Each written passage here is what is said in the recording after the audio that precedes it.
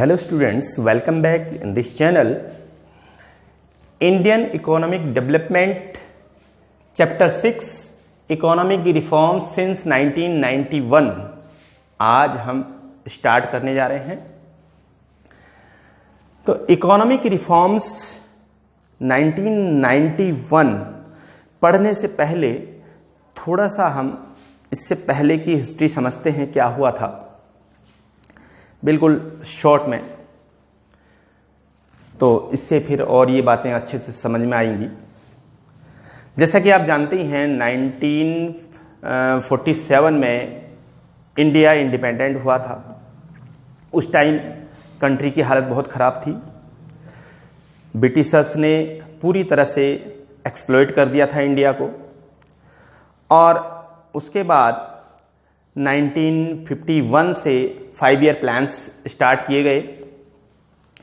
और जब उस टाइम इंडस्ट्रियल कंडीशन और जो भी हमारी थी या हमारी जो ट्रेड था, इंटरनेशनल ट्रेड था, उसकी बहुत ख़राब स्थिति थी। तो हमारी इंडस्ट्री को आगे बढ़ाने के लिए जो हमारी गवर्नमेंट ने 1956 में एक एक्ट बनाया, इंडस्ट्रियल एक्ट, जिसे कहा गया IPR, इंडस्ट्रियल पॉलिसी रेजोल्यूशंस। उसमें ये तय किया गया कि जो कंडीशन इंडिया की थी उसके देखते हुए कि उस टाइम इंडिया में बहुत बड़े इंडस्ट्रीज नहीं थे, लोगों के पास कैपिटल की कमी थी, तो उसे देखते हुए ये तय किया गया कि जो इंडस्ट्रियल सेक्टर को गवर्नमेंट संभालेगी, यानी कि गवर्नमेंट प्रोडक्शन करेगी, गवर्नमेंट का अधिकार होगा इंडस्ट्रियल सेक्टर पर। प्राइवेट सेक्टर को बहुत कम दिया गया, एक बहुत छोटा पोर्शन दिया गया। कहने का मतलब है सेकेंडरी रोल उनका रहा, प्राइमरी रोल जो है उसमें गवर्नमेंट का रहा।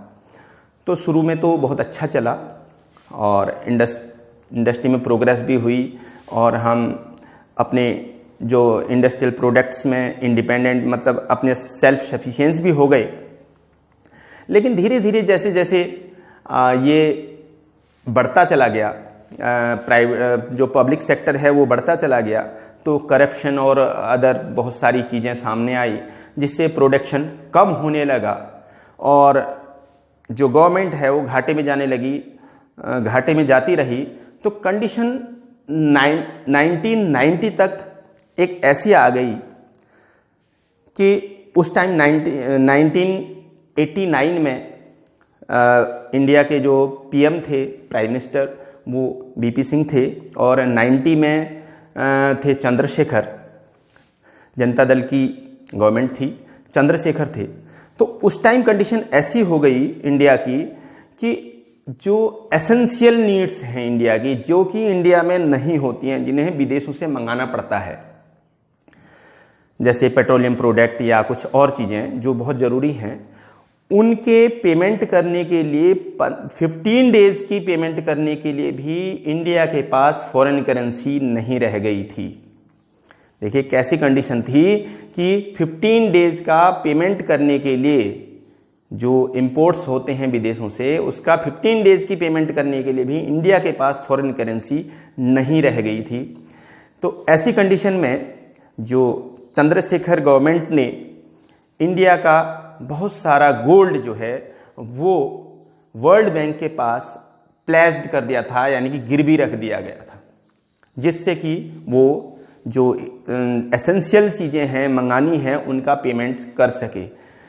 तो ये कंडीशन हो गई थी। उसके बाद गवर्नमेंट आई कांग्रेस की, जिसमें PV Narasimha Rao prime minister बने, और जो हमारे फाइनेंस मिनिस्टर बने वो बने मनमोहन सिंह, जिनका बहुत बड़ा योगदान इस इकोनॉमी में है। तो मनमोहन सिंह फाइनेंस मिनिस्टर बने, तो उस टाइम हमारी ये जो इकोनॉमिक रिफॉर्म्स हैं ये स्टार्ट किए गए और पूरी इकोनॉमी को बदल के रख दिया गया उस टाइम। इसलिए इसे बिल्कुल डिवाइड ईयर भी कहा जाता है। तो इसलिए इकोनॉमिक रिफॉर्म्स सिंस 1991, तो इसलिए यहाँ से हम इसे अब स्टार्ट करते हैं, यहाँ से पढ़ते हैं। तो यहाँ तक की बात समझ में आ गई होगी। तो ये पीवी नरसिम्हा राव के टाइम में, doctor Manmohan Singh as a finance minister थे, तो उस टाइम ये प्लानिंग की गई, ये सारे चेंजेस लाए गए। तो अब सबसे पहले हम समझते हैं कि इकोनॉमिक रिफॉर्म्स क्या होते हैं। रिफॉर्म्स का मतलब होता है चेंज या सुधार।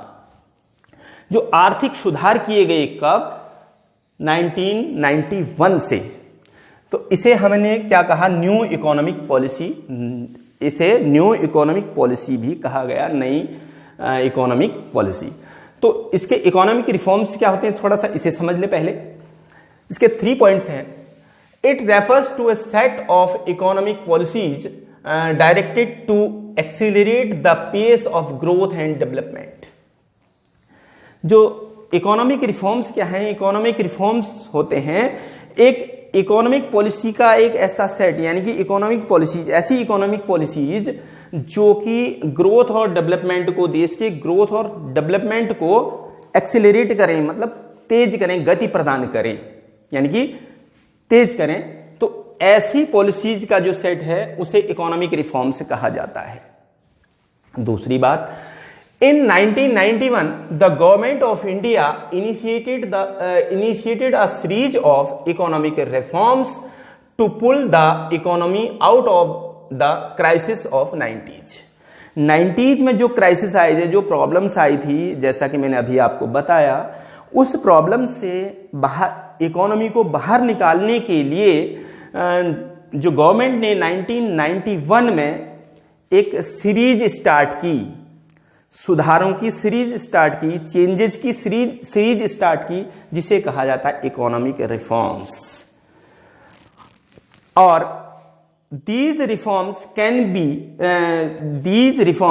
came to be known as new economic policy।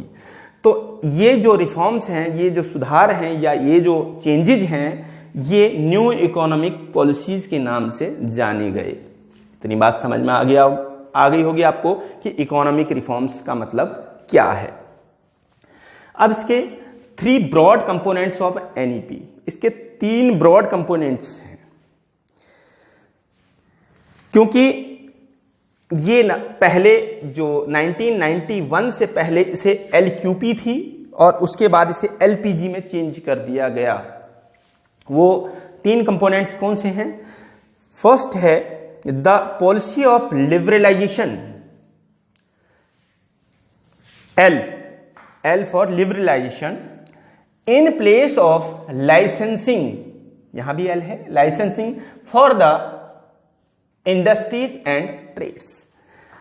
जो पॉलिसी हमारी 1991 से पहले लाइसेंसिंग की थी, इंडस्ट्रीज को लगाने के लिए या व्यापार करने के लिए, ट्रेड करने के लिए हमें लाइसेंस की नीड होती थी। बिना लाइसेंस के कोई इंडस्ट्री नहीं लगाई जाती थी और कोई ट्रेड नहीं किया जाता था, व्यापार नहीं किया जाता था। उसे हटा करके लिबरलाइज कर दिया। लिबरलाइजेशन का मतलब होता है उदारीकरण। उदारीकरण का मतलब होता है कि स्वतंत्रता दे देना, छूट दे देना। तो क्या था, जो लाइसेंसिंग सिस्टम था, जहां पर नियम कानून बहुत ज्यादा बने हुए थे, जिससे काम नहीं कर पाते थे, उनमें छूट दे दी, लूज कर दिया, उन्हें छोड़ दिया गया। तो इसे लिबरलाइजेशन कहा जाता, उदारता लाई गई उनमें। तो लिबरलाइजेशन की पॉलिसी स्टार्ट कर दी गई।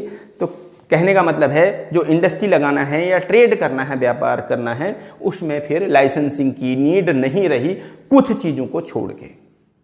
जो कुछ चीजें इंपॉर्टेंट हैं जो आगे आएंगी, उन चीजों को छोड़ के, कुछ सेक्टर्स छोड़ के सब फ्री कर दिया गया। यानी कि इंडस्ट्री जितनी चाहे लगाएं, व्यापार जैसे चाहे करें, जबकि पहले लाइसेंसिंग की नीड थी। तो इसे लिबरलाइजेशन कहा गया। सेकंड है the policy of privatisation in place of Kota's.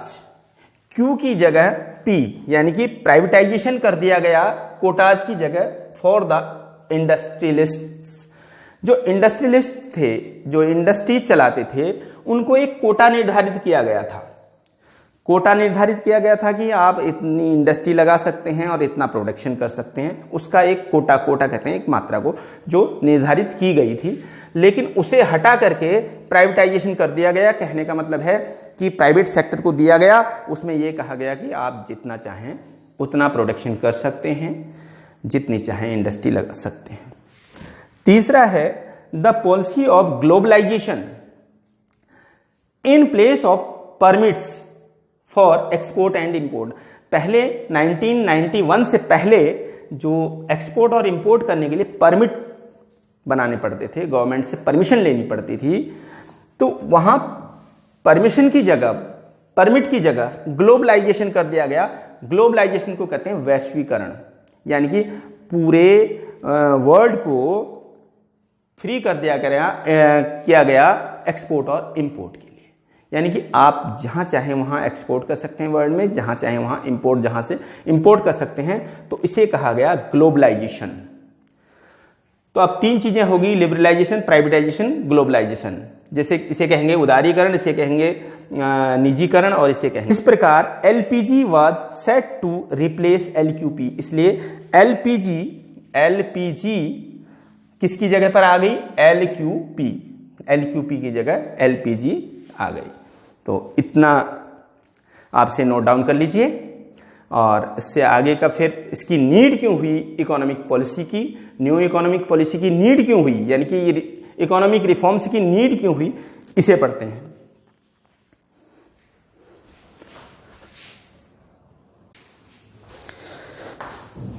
चलिए अब हम पढ़ लेते हैं नीड फॉर एनईपी और इकोनॉमिक रिफॉर्म्स, इनकी नीड क्यों हुई। इसका फर्स्ट पॉइंट है हाई फिस्कल डेफिसिट। इंडिया में जब कंडीशन आपने अभी सुनी ली, इससे पहले क्या क्या हुआ था, तो जब ऐसी कंडीशन आ गई थी तो 91 तक, तो उस टाइम जो इंडिया का जो फिस्कल डेफिसिट था, फिस्कल का मतलब होता है राजकोषीय, यानी कि गवर्नमेंट का। जहां फिस्कल वर्ड आता है इसका मतलब होता है गवर्नमेंट का, डेफिसिट का मतलब होता है घाटा। तो गवर्नमेंट का घाटा बहुत ज्यादा हो गया था, गवर्नमेंट को नुकसान बहुत ज्यादा हो रहा था, तो फिस्कल डेफिसिट बहुत ज्यादा हो रहा था। इट रेफर्स, आप फिस्कल डेफिसिट क्या होता है थोड़ा सा समझ लें। It refers to the borrowing by the government on account of its expenditure over revenue during a year.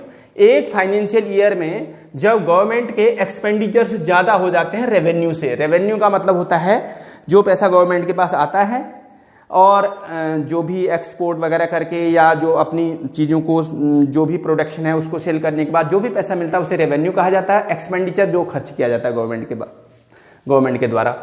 जब एक्सपेंडिचर रेवेन्यू से ज़्यादा हो जाता है तो वो कंडीशन क्या हो जाती है? डेफिसिट की हो जाती है, घाटे की हो जाती है, क्योंकि खर्चा ज़्यादा है और इनकम कम है। तो जब ऐसी कंडीशन में क्या करती है गवर्नमेंट? बोरोइंग करती है, उधार लेती है, ठीक है। बोरोइंग्स बढ़ जाते हैं गवर्नमेंट के, तो उसे फिस्कल डेफिसिट कहा जाता है। जब फिस्कल डेफिसिट हाई हो जाए तो ऐसी कंडीशन उस टाइम आ गई थी। तो high fiscal deficit creates problems. कौन सी क्रिएट प्रॉब्लम करता है?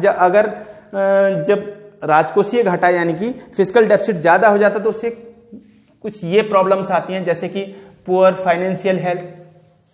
देश की जो फाइनेंशियल हेल्थ है वो बहुत पुअर हो जाती है, कहने का मतलब फाइनेंशियल कंडीशन बहुत कमजोर हो जाती है। इन्फ्लेशन हो जाता है, कीमतें बढ़ने लगती हैं। और lower faith of the international institutions, जो इंटरनेशनल इंस्टीट्यूशंस हैं, IMF, IBRD या वर्ल्ड बैंक जो भी हैं, ये इंटरनेशनल मॉनेटरी फंड या वर्ल्ड बैंक जहां से गवर्नमेंट उधार लेती है, बोरो करती है, तो उनके ऊपर उनका जो विश्वास है गवर्नमेंट पर, कंट्री की गवर्नमेंट पर, तो उसका फेथ जो है वो कम हो जाता है। जब ज़्यादा घाटे में जाने लगती है तो वो लोग भी जब कम विश्वास करने लगते हैं, ये प्रॉब्लम आती हैं। तो इन सब प्रॉब्लम्स से बाहर निकलने के लिए न्यू इकोनॉमिक पॉलिसी या इकोनॉमिक रिफॉर्म्स की नीड मानी गई। और दूसरा है BOP क्राइसिस। जो BOP का मतलब balance of payment.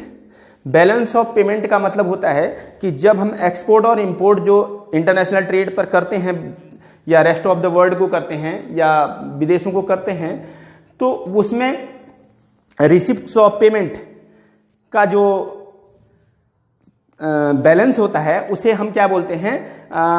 Balance of payment कहा जाता है। तो अब इसे समझ लीजिए, total receipts is less than total payments of economic transactions with rest of the world by the end of 1990। जो टोटल रिसिप्ट्स थी जो भी हमारे एक्सपोर्ट इंपोर्ट इंटरनेशनल ट्रेड की टोटल रिसिप्ट्स थी वो कम हो गई पेमेंट से, यानी कि पेमेंट हमें ज़्यादा करना पड़ रहा था और रिसिप्ट्स कम हो रही थी इकोनॉमिक ट्रांजैक्शंस की रेस्ट ऑफ द वर्ल्ड के साथ, जो विदेशों के साथ। तो इस वजह से कब तक ज़्यादा हो गई थी, 1990 तक। तो इसलिए हमारा जो बीओपी अकाउंट था, जो बैलेंस ऑफ पेमेंट अकाउंट था, वो रिवेल्ड दैट, ये क्या प्रकट कर रहा था, तो ये क्या प्रकट कर रहा था, ये दो चीजें प्रकट कर रहा था, दो चीजें दिखाई दे रही थी इसमें। एक तो सीएडी का मतलब current account deficit was mounting up, जो हमारा करंट अकाउंट डेफिसिट था, जो हमारा करंट अकाउंट का घाटा था, वो माउंटिंग अप बढ़ता जा रहा था। दूसरा borrowings from rest of the world, ROW का मतलब है रेस्ट ऑफ द वर्ल्ड, जो बोरोइंग्स थे रेस्ट ऑफ द वर्ल्ड से, यानी विदेशों से जो बोरोइंग्स से उधार ले रहे थे, वर कंसिस्टेंटली हाई, ये बढ़ते जा रहे थे, लगातार बढ़ते जा रहे थे। Borrowings were 12% of GDP in 1980-81, 1980-81 में ये कितना था, 12%, जीडीपी का 12% हम बोरोइंग कर रहे थे। ये देखिए थोड़ा सा एक डाटा दिया है, 1980-81 में जो हम बोरोइंग्स कर रहे थे बाहर से, विदेशों से जो भी उधार ले रहे थे, वो अपनी जीडीपी का, अपने देश की जीडीपी का 12% ले रहे थे, जो बढ़कर के केवल 10 साल में 1991 में वो 23% ऑफ जीडीपी पर पहुंच गया, कि 12% से 23% पर पहुंच गया। तो इस तरह से बहुत तेजी से बढ़ रहा था, जिस वजह से हमें बैलेंस ऑफ पेमेंट में प्रॉब्लम आ रही थी। बैलेंस ऑफ पेमेंट जो है हमारा डिसबैलेंस हो रहा था, और इसे दूर करने के लिए क्या न्यू इकोनॉमिक पॉलिसीज की नीड हुई, यानी कि इकोनॉमिक रिफॉर्म्स की नीड मानी गई। थर्ड है fall in foreign exchange reserves, जो हमारे फॉरेन एक्सचेंज रिजर्व्स थे, जो हमारे फॉरेन एक्सचेंज रिजर्व्स किस काम आते हैं, हमारे इंटरनेशनल ट्रेड के, जो भी हम एक्सपोर्ट करते हैं उसके बिल पेमेंट करने के लिए, और इंपोर्ट करते हैं उसके बिल पेमेंट करने के लिए हमें फॉरेन एक्सचेंज रिजर्व्स की नीड होती है। तो वो हमारे बहुत क्या थे, बहुत कम रह गए थे, जो अभी आपको पहले भी बताया था मैंने 1991 में, these were not enough to pay for an import bill of even 10 days, यानी कि 1990 में 1990 में वो हमारे 10 दिन का इंपोर्ट बिल का पेमेंट करने के लिए भी नहीं रह गए थे। यानी कि अगर हम 10 दिन के का विदेशों से कोई इंपोर्ट करें, जैसे कि हमारे पेट्रोलियम प्रोडक्ट्स हैं या जो भी हैं, 10 दिन का जो बिल पे करने के लिए भी हमारे पास नहीं रह गए थे, वो खराब कंडीशन हो गई थी। इस कंडीशन से बाहर निकलने के लिए इकोनॉमिक रिफॉर्म्स या न्यू इकोनॉमिक पॉलिसी की नीड हुई। और उसके बाद फोर्थ है इन्फ्लेशनरी स्पाइरल, जो हमारा इन्फ्लेशनरी का मतलब होता है कीमतों का बढ़ना, तो जो कीमत वृद्धि जाल जो था, राइज इन प्राइसेस, जो प्राइस वो हमारा बहुत ज़्यादा बढ़ गया था। Despite good monsoon for 3 successive years, these was inflationary spiral in the country। क्या था कि एक अच्छे मानसून, क्या होता है कि कीमतें बढ़े, अगर देश में ठीक ठाक से एग्रीकल्चर की प्रोडक्शन, मतलब एग्रीकल्चर में खेती जो है अच्छे से नहीं हो, तब अगर कीमतें बढ़ जाएं तो चलो एक बात मानी जा सकती है कि ये सब कुछ ठीक था, यानी कि मानसून अच्छे लगातार 3 सालों से, मानसून उससे पहले के लगातार 3 सालों से अगर मानसून की स्थिति, जब बरसात ठीक होती उस टाइम, जैसे कि बरसात ठीक होती तो खेती भी अच्छी होती है, तो मानसून की कंडीशन ठीक थी, यानी कि कहने का मतलब है खेती ठीक ठाक हो रही थी। तो उसके बावजूद भी जो था वो इन्फ्लेशनरी स्पाइरल जो है वो कंट्री को पकड़ रहा था, यानी कि जो कीमत वृद्धि का जाल जो है वो कंट्री को जकड़ चुका था। कहने का मतलब किस वजह से हो रहा था, क्योंकि हमारे पास जो फॉरेन एक्सचेंज रिजर्व्स नहीं थे, हमारे बोरोइंग्स ज़्यादा हो रहे थे, उधार हम ज़्यादा ले रहे थे, इस वजह से। और फिफ्थ है पुअर परफॉर्मेंस ऑफ PSUs, और पुअर परफॉर्मेंस ऑफ PSUज, जो PSUज का मतलब होता है पब्लिक सेक्टर अंडरटेकिंग, जो गवर्नमेंट की कंपनीज है, फैक्ट्रीज हैं, उनकी परफॉर्मेंस है वो बहुत पुअर आ रही थी, बहुत कमज़ोर परफॉर्मेंस थी उनकी, और इस वजह से भी ये न्यू इकोनॉमिक पॉलिसीज की नीड हुई। और वो क्या थी? Several thousands crore of rupees were invested in the growth and development of PSUज। गवर्नमेंट ने सेवरल थाउजेंड करोड़, अनेकों करोड़, मतलब कई करोड़ रुपए खर्च कर दिए, इन्वेस्ट कर दिए किस पर? ग्रोथ एंड डेवलपमेंट ऑफ PSUज पर, जो उनके गवर्नमेंट की फैक्ट्रीज थी, कंपनीज थी, उनको डेवलपमेंट, उनका विकास करने के लिए, उनको आगे बढ़ाने के लिए करोड़ों रुपए खर्च कर दिए। But most of these turn out be breeding centre of corruption. लेकिन उसके बाद भी उसमें से ज़्यादातर जो कंपनीज थी या फैक्ट्रीज थी वो क्या थी? करप्शन का केंद्र बन चुकी थी। वहाँ से केवल करप्शन हो रहा था, वहाँ से और कोई प्रोग्रेस होती हुई नज़र नहीं आ रही थी। तो ऐसी इकोनॉमिक कंडीशन से बाहर निकलने के लिए 1991 में एक न्यू इकोनॉमिक पॉलिसी चलाएगी जिसे LPG नाम दिया गया, LQP की जगह। तो ये हमारी नीड्स हैं इकोनॉमिक रिफॉर्म्स की। आज हम इतना ही पढ़ेंगे इससे आगे का नेक्स्ट वीडियो में। इसके लिए इसके नोट्स बना लें प्लीज़। और जिन बच्चों ने अभी तक ये कुछ नए देख रहे हैं या किसी बच्चे ने अभी तक, किसी स्टूडेंट्स ने अभी तक हमारे चैनल को सब्सक्राइब नहीं किया है तो सब्सक्राइब कर लें, जिससे कि हमारा ये पढ़ने पढ़ाने का सिलसिला जारी रहे। Thank you.